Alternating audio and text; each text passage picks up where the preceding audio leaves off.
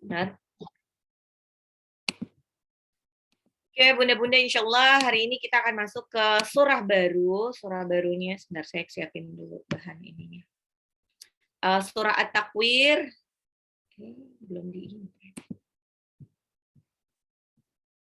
Sebentar, saya siapkan dulu ininya.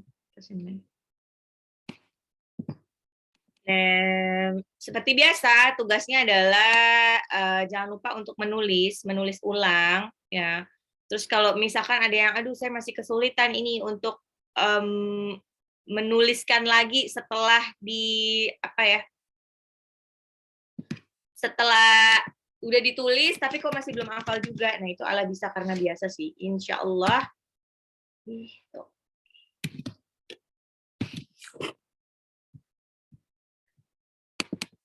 Insya Allah kalau Allah bisa karena biasa ya. Insya Allah kalau misalkan dilatih terus nanti juga bisa sendiri. Terus kalau misalkan masih kurang ya terpaksa diulang lagi aja, nggak apa-apa. Di lebih banyak dari yang lain, nggak apa-apa. Ya. Oke, siap. Oke. Hari ini kita akan masuk ke dalam surah At-Takwir setelah surah 78, 79, 80. Nah ini adalah surah ke-81, surah At-Takwir. Ya. At-Takwir ini adalah surah Makkiyah, ya, seperti surah Makkiyah lainnya, surah yang diturunkan pada waktu Rasulullah belum hijrah ke kota Madinah, maka surah ini isinya tuh tak lain tentang penguatan tauhid, ya. Isinya kalau nggak tentang kebenaran Al-Quran, Rasulullah Nabi Muhammad, isinya tentang hari kiamat. Nah, surah At-Takwir ini adalah salah satu surat yang menurut Rasulullah Shallallahu Alaihi Wasallam adalah surah yang paling menggambarkan tentang hari kiamat.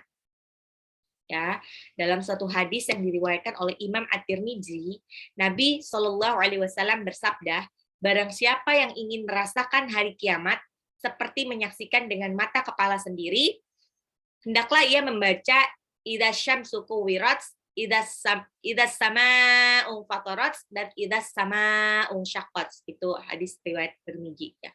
Dia ada 3 itu surah yang paling menggambarkan hari kiamat. Itu dicatat itu. Itu penting, ya. Jadi ada 3 surat, itu adalah At-Takwir, Al-Infitar, dan Al-Insyiqaq. Nah, kebetulan nanti setelah At-Takwir kita akan belajar Al-Infitar. Nanti juga akan belajar Al-Insyiqaq. Ya. Ketiga surat ini terdapat di dalam Al-Qur'an, ya, di dalam juz amma, ya. Isinya mirip-mirip. Ya, isinya mirip-mirip menjelaskan tentang dahsyatnya hari kiamat, tentang bagaimana perubahan kondisi alam semesta sebagai pertanda munculnya hari kiamat. Hari yang kekal abadi, tiada penghujungnya lagi. Di awal surah At-Takwir, Allah bersumpah dengan 12 sumpah berturut-turut tentang kejadian hari kiamat yang sangat dahsyat. Kenapa pakai sumpah? Nah, ini sama ya, kayak kita tuh kalau bersumpah pasti untuk menekankan, menegaskan bahwa apa yang kita katakan itu benar. Nah, enggak main-main, yang kita katakan itu benar. Begitupun Allah. Ketika Allah ingin mengatakan sesuatu ini adalah sesuatu yang sangat penting, maka please kamu dengarin saya, gitu kan, istilahnya gitu. Nah, maka Allah bersumpah. Sumpahnya Allah apa ya? Terserah atas nama makhluk-makhluknya Allah. Hanya untuk menegaskan bahwa bab ini penting banget, penting pakai banget. Ya. Penting banget. Ya, ini tentang hari kiamat. Jadi pokoknya ini saya Oke, di ayat pertama surah At-Takwir Allah bilang idza syamsu kuwirat. Idza apabila asyamsu ini matahari, kuwirat digulung. Nah, Bunda ingetin nih, syamsu matahari, sama langit, homaru itu adalah bulan, al-ardu bumi. Itu nanti lama-lama jadi otomatis sendiri, Bunda akan tahu. Tidak ikut kelas saya lagi nanti akan bisa mengartikan sendiri kalau mendengar Al-Quran dibacakan. Oke. Idza syamsu kuwirat. Idza apabila asyamsu. Ingat, yang pertama shin titik 3, shin besar, yang satu lagi shin biasa. Kuwirat. Kuwirat. Wa-nya tasdid. Di belakang ada tak sukun. Tak sukun saya dulu pernah ajarkan punya sifat syiddah. Syiddah itu tertahannya suara. Yang ditahan suara apa? Tak ini kebetulan punya sifat hamas. Hamas itu apa? Mengalirnya udara secara bebas. Jadi waktu kita baca bukan kuwirat. Tapi ada kayak hembusan nafas dikit. Kuwirat. Kuwirat. Ada kedengaran. Ya. Makanya ini saya ada kelas tambahannya sih pengennya hybrid ya, tapi itu sebetulnya setiap hari Rabu, insya Allah Rabu siang. Tapi mungkin pekan depan off dulu karena kebetulan tanggal merah gitu. Jadi nanti yang nggak bisa, yang dekat dengan Sukabakti datang aja. Kalau jauh ya masih bisa pakai online gitu kan. Ya, walaupun nanti insya Allah one day kita mau ada akbar lah, ketemuan bareng. Gimana sih sensasinya ngafalin langsung sama ngafalin lewat online. Gitu. Oke, kuwirat. Gitu ya, ada hembusan nafas dikit pada waktu mengucapkan ta. Tidak seperti kuwirat banget seperti pakai ta, tapi cuman kayak kuwirat. Kuwirat. Idza syamsu kuwirat. Tatkala matahari digulung. Kok pakai matahari? Kenapa Allah bersumpah atas nama matahari? Karena matahari ini adalah makhluk ciptaan Allah yang sangat besar. Para ilmuwan menyatakan bahwasanya diameter matahari ini 109 kali lebih besar daripada diameternya bumi. Dulu masih ingat pelajaran fisika? Ya, pelajaran fisika. Jadi diameternya matahari ini 109 kali lebih besar dari diameternya bumi. Jarak dari bumi ke matahari itu ya adalah sekira 150 juta kilometer. Itu kayak gimana? Ya pokoknya jauh lah, kebayang. Sejauh itu aja kalau matahari lagi panas-panasnya masih berasa ke kita. Matahari suhu 37 derajat Celcius, 37 sih kayaknya kita paling mentok. 36 derajat Celcius aja tuh berasa panas banget. Bayangkan. Nah, ini kebetulan mataharinya jaraknya 150 juta kilometer di atas sana. Sangat jauh. Ya. Sangat jauh. Bayangkan nanti kalau kita di padang mahsyar, di padang mahsyar itu jarak matahari itu cuma 1 mil. 1 mil di atas kepala kita. 1 mil itu berapa kilometer? Mil ini adalah hitungannya bule ya. Kita nggak pakai mil-milan, tapi kira-kira tuh sekitar 2,5 kilometer. Kebayang nggak? 2,5 kilometer dibandingkan, compare dengan 150 juta kilometer.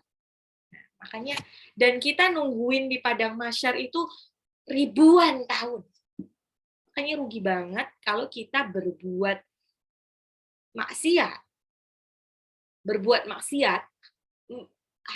menggadaikan hanya demi menggadaikan gini kok saya jadi kacau nih, kita menggadaikan akhirat kita demi kenikmatan sesaat gitu ya. Jadi kita maksiatnya dikit kok ini gitu terus. Nah, padahal rugi banget. Nanti di akhirat itu perjalanannya panjang banget. Gitu. Balik lagi ke matahari, kenapa idza syamsu kuwirat, tatkala matahari digulung? Karena matahari ini adalah makhluk yang sangat besar. Lebih besar 109 kali dari diameter bumi, jarak dari bumi pun 150 juta kilometer. Wallahu a'lam bishawab ya, nanti kebenarannya seperti apa ya. Yang jelas menurut teorinya tuh dulu di ilmu fisika tuh seperti itu. Para ilmuwan juga menyatakan bahwa di permukaan matahari terjadi ledakan-ledakan yang besar, dari situlah makanya timbul sinar yang kuat. Meskipun jarak antara bumi dengan matahari sejauh itu, panasnya matahari sampai ke bumi. Kebayang. Panasnya kerasa. Ya, ini makanya At-Takwir adalah surah Makkiyah, surah yang diturunkan oleh Allah tatkala Nabi berada di fase Mekah, menghadapi orang-orang musyrikin yang mengingkari tentang adanya hari kiamat, apalagi hari kebangkitan. Matahari, kenapa pakainya perumpamaannya matahari? Karena matahari ini makhluk besar yang bisa dilihat oleh orang-orang musyrikin saat itu. Jadi ada nggak makhluk Allah lain yang lebih besar? Banyak. Jibril aja, malaikat Jibril itu besar banget, tapi nggak ada yang lihat. Aneh deh kalau dilihat gitu. Makanya pakai perumpamaannya matahari. Itu juga kita kalau berdakwah, kita kalau ngomong sesuaikan dengan target yang lawan bicara kita. Jangan ketinggian ngomongnya, nanti nggak ngerti. Begitu juga nanti kalau Bunda berkesempatan untuk berdakwah, sesuaikan dengan target dakwahnya. Gitu. Ya. Ya, ini kalau kenapa pakai perumpamaan matahari? Karena matahari ini besar, kelihatan semuanya. Ya. Oke, ayat ini juga didukung dengan idza syamsu kuwirat. Ayat ini juga didukung dengan sabda Rasulullah Shallallahu Alaihi Wasallam yang berbunyi, "Asyamsu wal qamaru mukawwarani yaumal qiyamah." Matahari dan bulan dilipat pada hari kiamat. Dalam bahasa Arab, makna dari at-takwir ini berputar dari 3 makna. Ya, ada yang pertama at-takwir artinya jam'u ba'di syai'i ila ba'di. Maksudnya dikumpulkan satu dengan lainnya. Takwir, ya dikumpulkan satu dengan lainnya. Kumpulin gimana sih? Seperti katakwiril imamati wa huwa lafuha ala ra'si. Seperti takwir sorban, melipat sorban, menggulung di kepala. Itu dikumpulkan satu dengan yang lainnya. Pernah tahu lihat sorbannya di uul gitu? Kuwirot itu nyebutnya. Makna kedua dari takwir adalah idza dhahaba dau'uha. Dhahaba dau'uha artinya hilang cahayanya. Ya.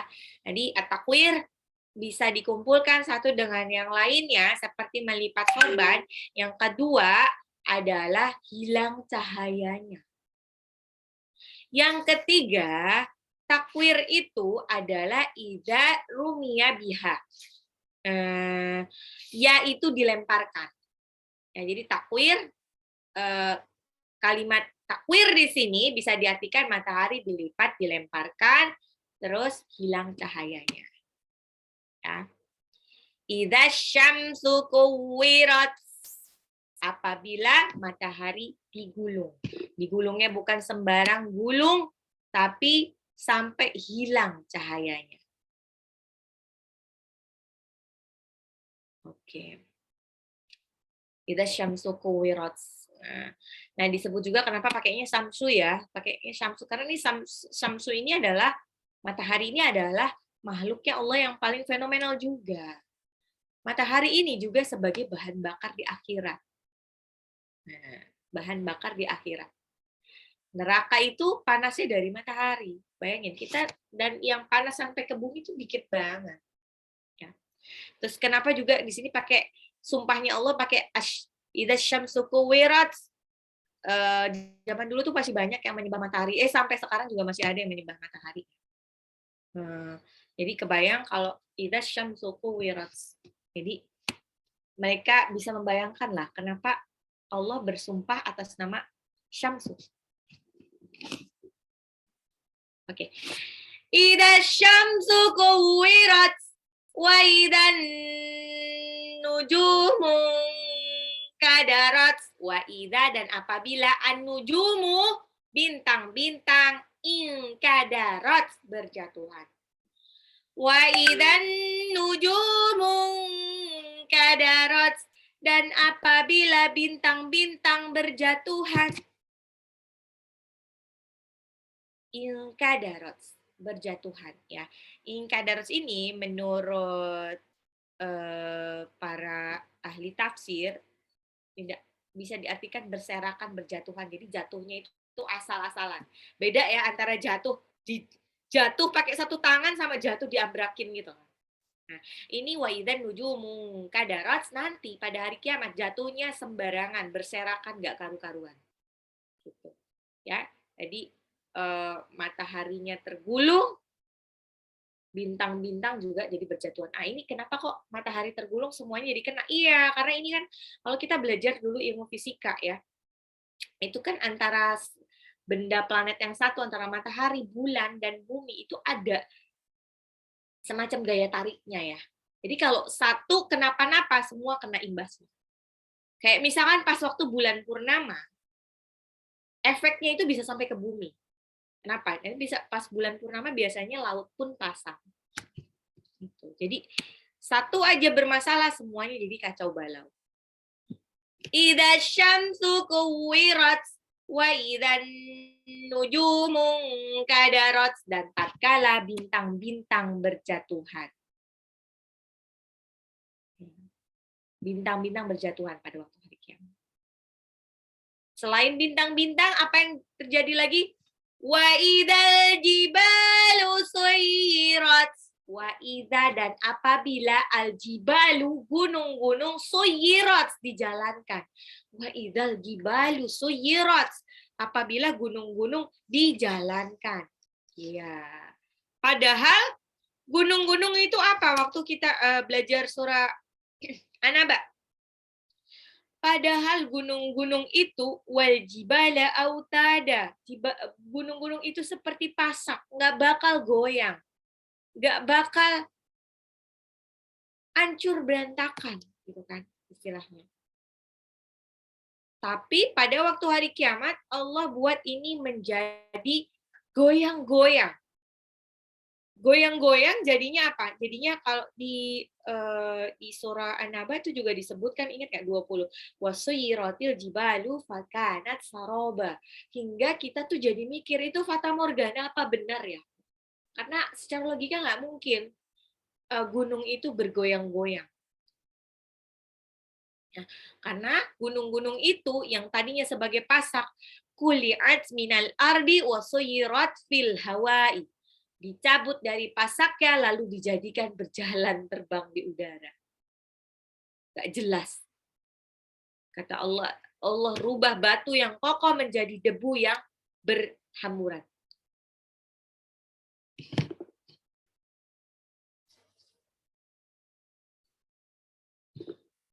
Wabussatil jibalu basah, fakanat haba'an mumbassa. Bayangkan. Gunung-gunung yang segitu tegak dihancur seancur-ancurnya hingga jadi kayak debu-debu yang berterbangan. Ya. Makanya di surah Al-Ghasyiyah itu kita bilang Allah bilang wa ilal jibali kaifa nusibat. Kalau pengen lihat bagaimana simbol kekokohan, simbol ketegakan, simbol ketegaran, maka lihatlah bagaimana gunung-gunung itu ditegakkan sama Allah. Di Al-Ghasyiyah ayat 19. Dan gunung-gunung bagaimana ditegakkan oleh Allah. Gunung-gunung itu istilahnya hampir nggak bisa runtuh. Makanya kalau sampai runtuh, sampai goyang-goyang, wasuyiratil jibalu fakanat saroba, dianggapnya bagaikan fata morgana. Di surah Al-Qari'ah itu nanti kita belajar watakunul jibalu kal ihnil manfush.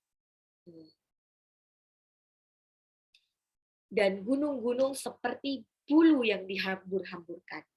Quran surah Al-Qari'ah ayat 5. Idza syamsu kuwirat wa idzan nujumu kadarat wa idzal jibalu suyirat. Ayat 4-nya. Wa idzal 'isyaru uttilat wa idza, dan apabila al-'isyaru ini disebutkan unta bunting, utilat yang ditinggalkan. Al-'isyaru adalah jamak kata plural dari naqatul usyara'u, yaitu unta betina yang hamil besar usia kehamilan 10 bulan. Makanya kok untanya mana ya? Itu isyaru, itu dari unta unta buntingnya itu dia yang usia 10 bulan. Kenapa? Bayangkan, kalau di bangsa Arab, aset mereka, orang-orang Arab itu adalah unta. Ya, unta, domba, kambing. Tapi kan nilai komersialnya lebih tinggi unta. Jadi unta ini adalah harta, ini aset gitu. Bayangkan, pada waktu hari kiamat nanti, orang nggak peduli lagi sama aset-asetnya. Nah, kalau unta itu kan usia kandungannya itu sekitar 12 bulan lah. 12 bulan atau 13 bulan. Kalau kambing atau domba itu usia kandungannya sekitar 5 bulan. Kalau sapi usia kandungannya itu sama kayak kita, 9 bulan. 9 bulan. Jadi kalau sampai ada unta kok udah hamil 10 bulan tuh ditinggalin gitu aja, orang-orang nggak peduli menyelamatkan diri masing-masing, berarti ini kan kejadiannya gawat sekali. Toh tinggal sebentar lagi melahirkan itu. Melahirkan kan lumayan, jadi asetnya banyak lagi gitu kan. Nah, gitu. Jadi ini permisalan dari Allah bahwa nanti pada hari kiamat orang tidak peduli lagi dengan harta-hartanya. Jangankan harta, sama ibu sama ayahnya aja ditinggalin kan. Ingat surah Abasa itu jangan ditinggalin juga. Makanya tuh saya sebetulnya lebih dorongnya tuh bunda-bunda tetap full jus ya gitu kan. Nanti kalau nggak kuat baru nanti pindah ke full air. Jangan dari awal udah per surah aja. Kesannya yang masa lalu mau ditinggalin gitu aja. Jangan ditinggalin kan. Kayak wa ummihi wa abi wa sahibatihi wa banih likulli imri'in minhum yawma idzin sya'nun yughnih. Gitu. Semua sibuk dengan urusan masing-masing. Urusannya apa sih? Urusannya menyelamatkan diri masing-masing. Dia nggak peduli lagi sama harta yang paling dicintai. Jadi pedulinya hanya diri masing-masing. Idza syamsu kuwirat wa idzan nujumu kadarat wa idzal jibalu suyirat wa idzal isyaru uttilat wa idzal wuhushu husyirat wa idza, dan apabila al-wuhushu itu binatang-binatang liar, husyirat dikumpulkan. Wa idzal wuhushu husyirat, dan tatkala binatang-binatang liar dikumpulkan. Terkait makna husyirat, ini ada dua pendapat di kalangan ulama tafsir ya. Yang pertama, husyirat ini bisa berarti umitat, maksudnya dimatikan oleh Allah. Yang kedua, emang artinya dikumpulkan. Ini kayak di firman Allah di surah Al-An'am ayat 38, wa ma min dabbatin fil ardi wala ta'iri yatiru bijanahihi ila umamun amtalukum ma faradna fil kitabi min syai'in tsumma ila rabbihim yuhsyarun. Dan tiadalah binatang-binatang ada di bumi dan burung-burung yang terbang dengan kedua sayapnya melainkan umat juga seperti kamu, tiadalah kami alpakan sesuatu pun dalam Alkitab, kemudian kepada Tuhanlah mereka dikumpulkan. Gitu. Jadi nanti wallahu a'lam bishawab dikumpulkannya ini seperti apa, yang jelas ada juga firman Allah yang menyebutkan bahwa nanti hewan-hewan ini setelah dikumpulkan kemudian dikisosoh itu mungkin kayak ditanya ya, kamu kesan pesannya dulu lah gitu, dulu kamu waktu di dunia pernah dizolimi siapa nih gitu.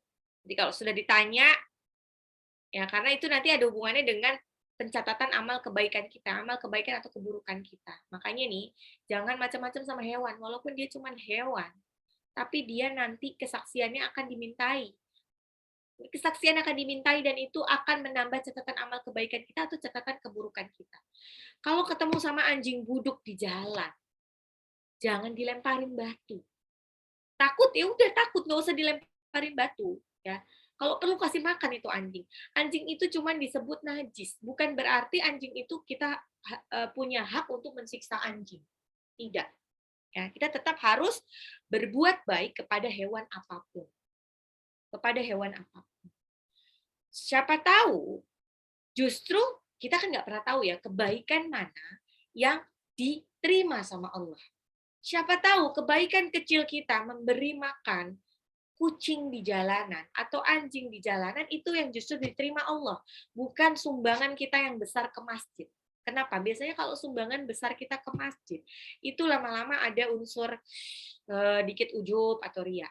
Tapi kalau kita ngasih makan anjing, ngasih makan kucing, itu kan nggak kepikiran ya untuk ceritain ya, karena itu anggapnya biasa aja. Siapa tahu itu justru yang diijabah doanya sama Allah.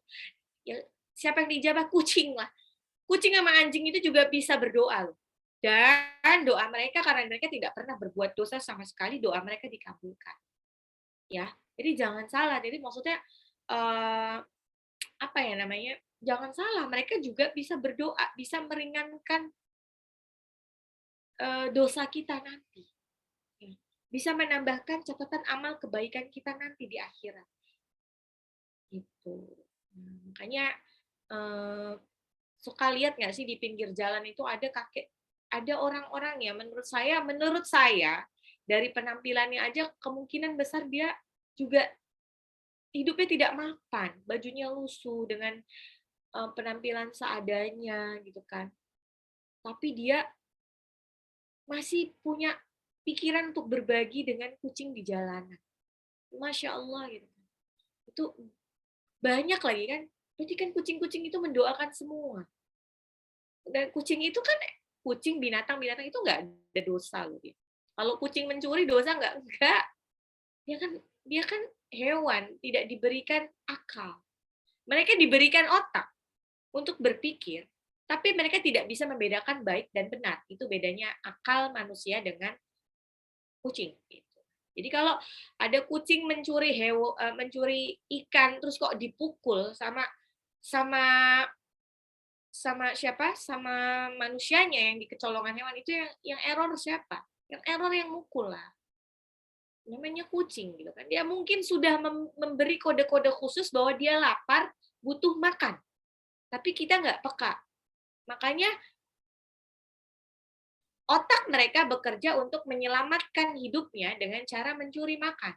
Karena mungkin ada anak-anak yang mesti dihidupi di tempat persembunyiannya, maka dia mencuri ikan.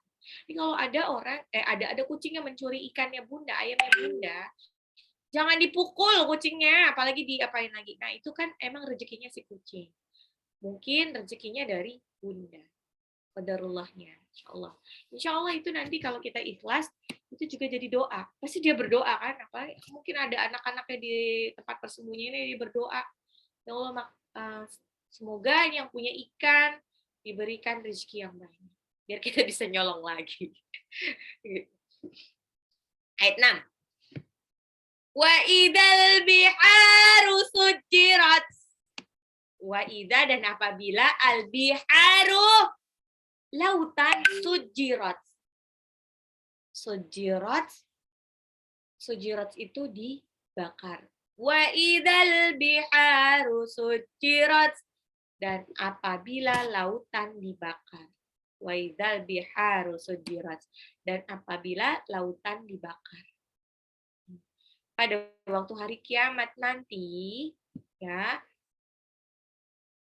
masih ingat marujal bahrain yaltaqiyan bainahuma barzakhul la yabghiyan. Laut yang benar itu kan mereka saling bertemu tapi tidak saling melampaui. Nah, tapi nanti pada waktu hari kiamat itu pembatasnya sudah nggak ada. Mereka acak-acakan lah. Kata Allah, wa huwal ladzi marajal bahraini hadza 'azbun furatun wa hadza milhun ujajun wa ja'ala bainahuma barzakhan wa hijran mahjura. Dan dialah yang membiarkan dua laut mengalir berdampingan, yang tawar, yang segar, yang lain sangat asin lalu lagi pahit, dan dia jadikan keduanya dinding pembatas yang tidak bisa ditembus. Tapi nanti pada waktu hari kiamat, wal bahril masjur, dan demi laut yang dinyalakan. Lautnya itu nyala, bergejolak, tsunami parah. Tidak hanya tsunami, tapi juga panas membara, bergejolak. Siap menenggelamkan siapa saja di dalam.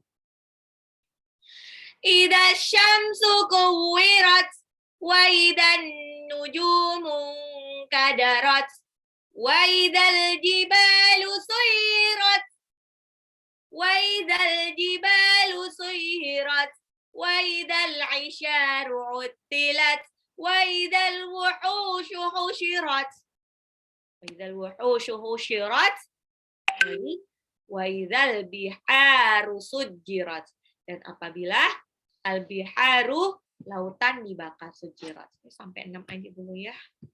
Saya takut Bunda makin oleng.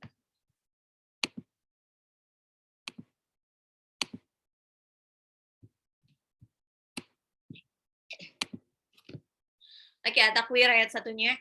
Idza syamsu kuwirat. Nah, asyamsu alif lam samsiyah. Nah, kenapa disebut alif lam samsiyah? Ya, karena bertemu dengan huruf alif lam bertemu dengan huruf shin. Nah, kalau cirinya gampang banget, pokoknya ada tasdidnya. Kuwirat, ingat, tak sukun punya sifat syiddah, ya. Idza syamsu kuwirat, idza syamsu kuwirat, idza syamsu kuwirat, apabila matahari kuwirat digulung. Idza syamsu kuwirat, idza syamsu kuwirat,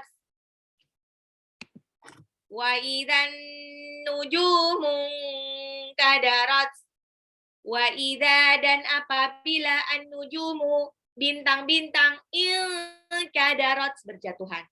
Wa idzan nujumu kadarat, wa idzan nujumu kadarat, wa idzan nujumu kadarat, wa idzan nujumu kadarat, wa idzan nujumu kadarat, wa idzan nujumu kadarat, wa idzan nujumu kadarat, wa idzan nujumu kadarat, idza syamsu kuwirat, wa idzan nujumu kadarat. Ya, an-nujumu alif lam samsiyah karena langsung ketemu sama nun. Nun tasdid itu kalau di nun kalau ditasdidkan itu gunnah. An-nujum. Jimnya 2 harokat ya. Il kadarat nun sukun ketemu kaf irfa. Wa idzan nujumu kadarat, wa idzan nujumu kadarat, wa idzal jibalu suyirat, wa idzal jibalu suyirat. Al-jibalu alif lam qamariyah, ba-nya 2 harokat mantabi'i. Wa idza, dan apabila al-jibalu, gunung-gunung, suyirat, dijalankan. Wa idzal jibalu suyirat, wa idzal jibalu suyirat, wa idzal jibalu suyirat, idza syamsu kuwirat, wa idzan nujumu kadarat, wa idzal jibalu suyirat, wa idzal 'isyaru 'uttilat, dan apabila al-'isyaru, unta bunting 10 bulan, utilat, ditinggalkan. Al-'isyaru alif lam qamariyah, shinnya 2 harokat matabi'i. Wa idzal 'isyaru 'uttilat, wa idzal 'isyaru 'uttilat, wa idzal 'isyaru 'uttilat, wa idzal 'isyaru 'uttilat, wa idzal 'isyaru 'uttilat. Yang lagi. Idza syamsu kuwirat, wa idzan nujumu kadarat, wa idzal jibalu suyirat, wa idzal 'isyaru 'uttilat. Dan apabila unta bunting ditinggalkan. Ayat 6-nya. Wa idzal wuhushu husyirat. Al-wuhushu, alif lam qamariyah, haknya 2 harokat, hak tipis ya, tenggorokan tengah. Wuhushu. Dan apabila al-wuhusyu binatang-binatang liar dikumpulkan. Wa idzal wuhusyu husyirat. Wa idzal wuhusyu husyirat. Wa idzal wuhusyu husyirat. Idza syamsu kuwirat. Wa idzan nujumu kadarat. Wa idzal jibalu suyirat. Wa idzal isyaru uttilat. Wa idzal wuhusyu husyirat. Dan apabila binatang liar dikumpulkan. Wa idzal biharu sujjirat. Wa idzal biharu sujjirat. Al-biharu, alif lam qamariyah, haknya 2 harokat. Mantabi'i. Dan apabila lautan disujjirat, dinyalakan. Wa idzal biharu sujjirat. Wa idzal biharu sujjirat. Wa idzal biharu sujjirat. Wa idzal biharu sujjirat. Lagi. Idza syamsu kuwirat. Wa idzan, saya sambil artinya. Idza syamsu kuwirat. Dan apabila matahari digulung. Wa idzan nujumu kadarat. Dan apabila an-nujum, bintang-bintang, inkadarat, berjatuhan. Wa idzal jibalu suyirat. Dan apabila gunung-gunung dijalankan. Wa idzal isyaru uttilat. Dan apabila unta-bunting 10 bulan ditinggalkan. Wa idzal wuhusyu husyirat. Dan apabila binatang-binatang liar dikumpulkan. Wa idzal biharu sujjirat. Dan apabila lautan lepas dinyalakan. Oke, Bun. Bagaimana? Adakah pertanyaan?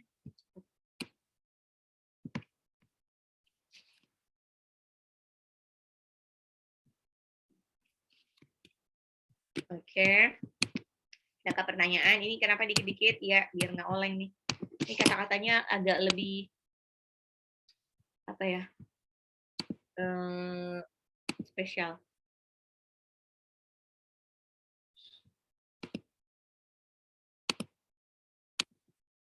Nanti saya berikan linknya juga. Nah, ini idealnya bunda-bunda yang masih kesulitan untuk tajwidnya, memang bagusnya dengarkan saja voice note saya dan melihat ininya, melihat videonya. Jadi insya Allah nanti itu lebih apa ya, lebih mudah lah. Ikutin aja caranya Rasulullah Shallallahu Alaihi Wasallam waktu ditalaki sama malaikat Jibril. Gitu. Oke Bun, ada pertanyaankah Bun?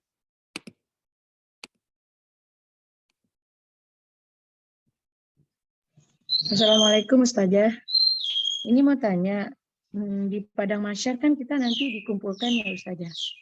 Nah setelah itu kita kan di dunia ini kan Islam itu bermacam-macam ya Bunda. Maksudnya ada yang Islam wal Jamaah, LEDI dan macam-macam begitu.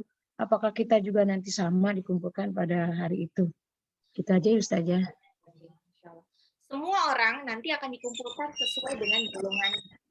Dia akan dikumpulkan dengan teman-temannya. Temannya selama di dunia sama siapa.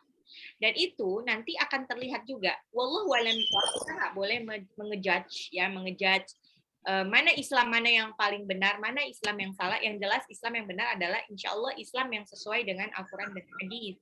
Ya, sekalipun kita mungkin belum bisa kafah, tapi setidaknya kita bukan jadi orang yang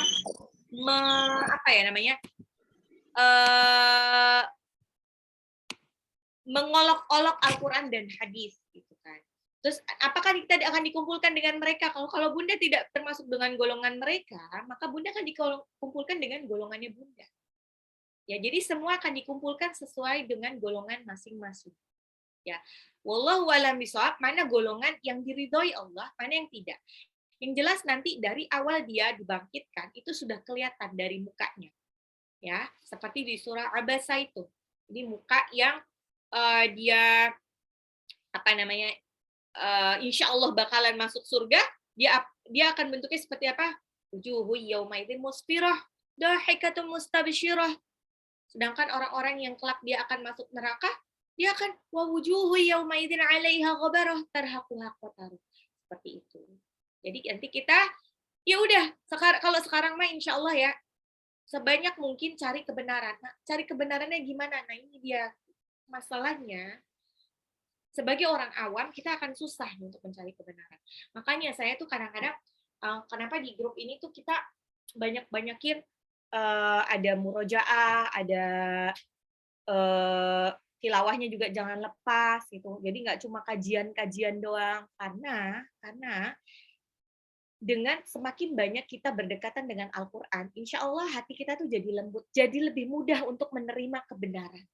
Jadi lebih mudah untuk menerima kebenaran. Nah, kebenaran itu, insya Allah nanti Allah akan mudahkan untuk bunda-bunda menerima kebenaran dari mana saja.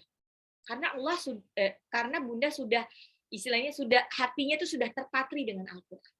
Jadi nanti bunda bisa membedakan sendiri mana yang benar, mana yang salah. Itu bisa membedakan sendiri. Gitu.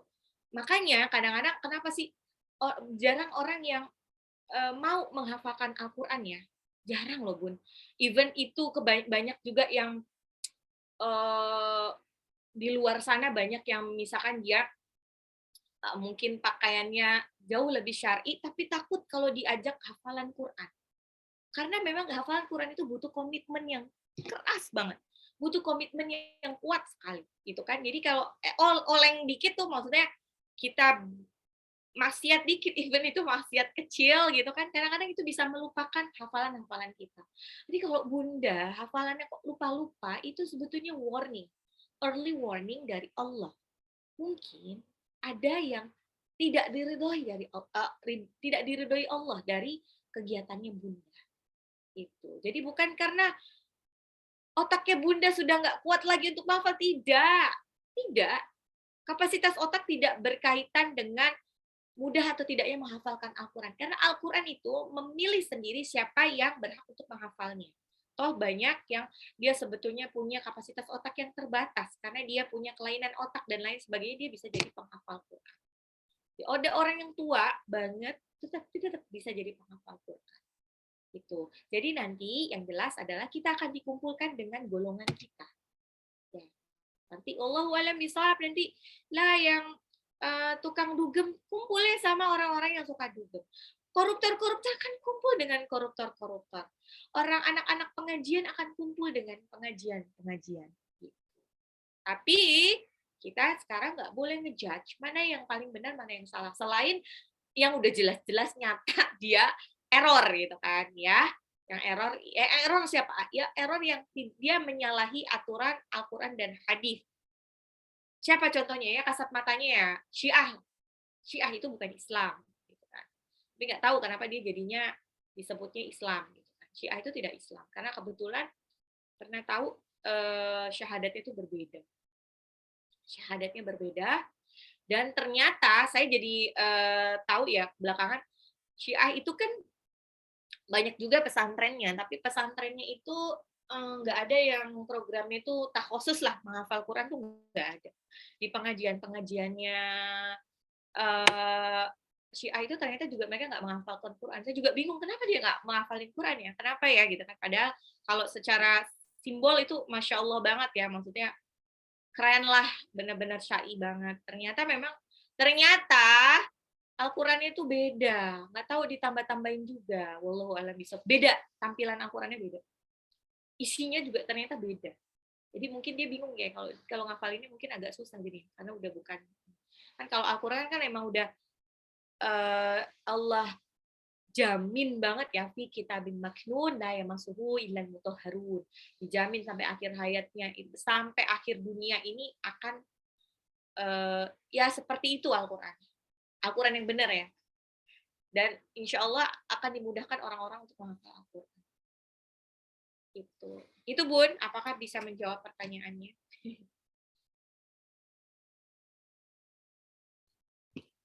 Terkait berbuat baik. Terima kasih Ustazah. Oh iya, kalau membunuh cicak memang dibolehkan ya Bun ya. Itu kan ada hadisnya ya. Ada hadisnya. Pokoknya kita mah aturannya ikutin Al-Quran dan hadis saja. Ya. Kayak seperti ada kan emang ada binatang-binatang yang harus dibunuh. Apalagi kalau dia mengancam kita gitu kan. Kayak misalkan itu. Itu ada hadisnya tentang cicak. Boleh. Tapi Bunda tahu nggak, di rumah Bunda, kalau di rumah Bunda masih banyak cicaknya, kemungkinan besar rumah Bunda itu masih banyak jinnya. Kurang banyak ngajinya. Ya, jadi itu adalah sebetulnya indikator. Banyak sedikitnya cicak. Itu indikator ada tidaknya jin di rumah Bunda. Makanya kalau rumah-rumah kosong itu lebih banyak jin. Lebih banyak cicaknya. Gitu. Kalau di rumah standar cicaknya dikit. Cicaknya dikit, bisa dihitung, malah saya jarang lihat cicak di rumah. Begitu. Oke. Ada pertanyaan lagi, Bunda? Yes. Oke, kalau tidak ada pertanyaan lagi, marilah kita tutup pengajian hari ini dengan membaca hamdalah alhamdulillahirabbil alamin dan doa penutup majelis. Subhanakallahumma wa bihamdika asyhadu an la ilaha illa anta astaghfiruka wa atubu ilaik. Yang benar datangnya dari Allah, yang salah datangnya dari saya sendiri. Mohon maaf lahir dan batin.